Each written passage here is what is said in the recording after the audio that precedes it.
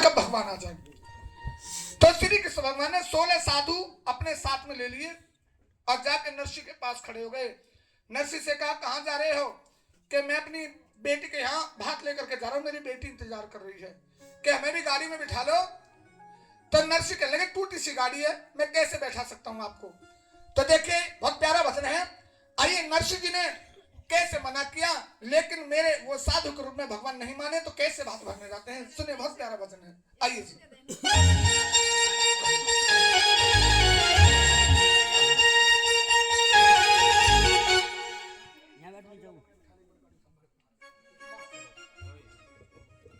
देखिए बात कोई नहीं करेगा, आपके बीच में मात्र एक भजन और रखूंगा, इसके बाद में गंगा तेरा पानी सुनेगा। बोलिए सच्चे दरबार में। और करें क्या? हीरे गाड़ियाले मन बिठाले, एक बार गाड़ी था भगत में हार गया। ये बात श्री कृष्ण भगवान ने नरसी से कही थी कि गाड़ी वाले मने बिठाले, एक बार गाड़ी थाम भगत में हार गया। तो नरसी ने क्या जवाब दिया था? अब यहाँ से भजन शुरू होता है। आइए कहना क्या? हीरे गाड़ी आले मन बिठाले, एक बार गाड़ी थाम भगत में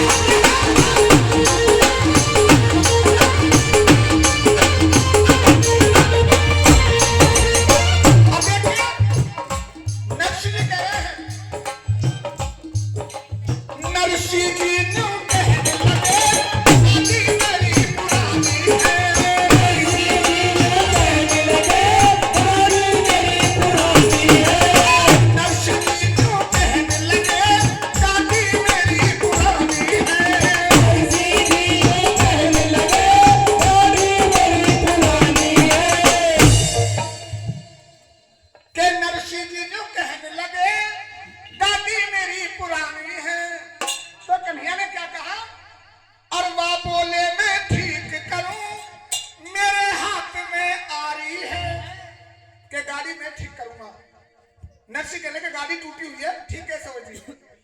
नरसी जी ने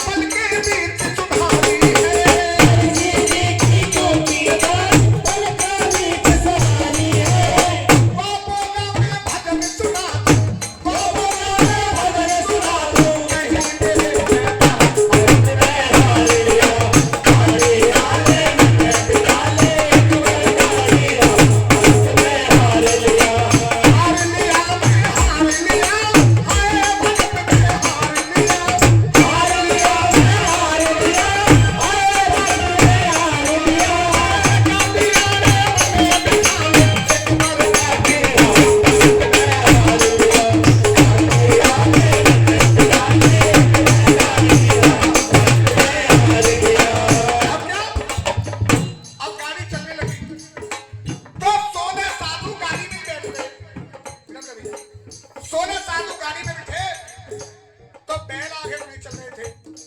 बैल इतने कमजोर थे। अब नरसी की आंखों में आंसू आ गए कि मैं भाप के लिए लेट हो रहा हूँ। मेरी बेटी हरनंदी इंतजार कर रही होगी कि मेरा बाबुल राजा कब आएगा। तो क्या हुआ, 16 साधु बिठा लिए हर की फेर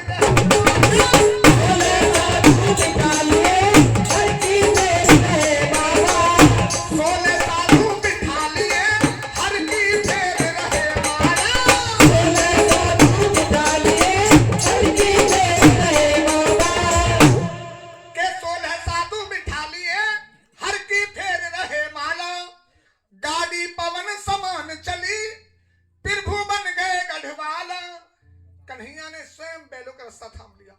पीछे सारे साधु बैठे हैं। आगे आगे गाड़ी पवन की तरह चली तो आगे जाके गाड़ी रुक गई। तो क्या हुआ, 16 साधु बिठा लिए हर की फेर रहे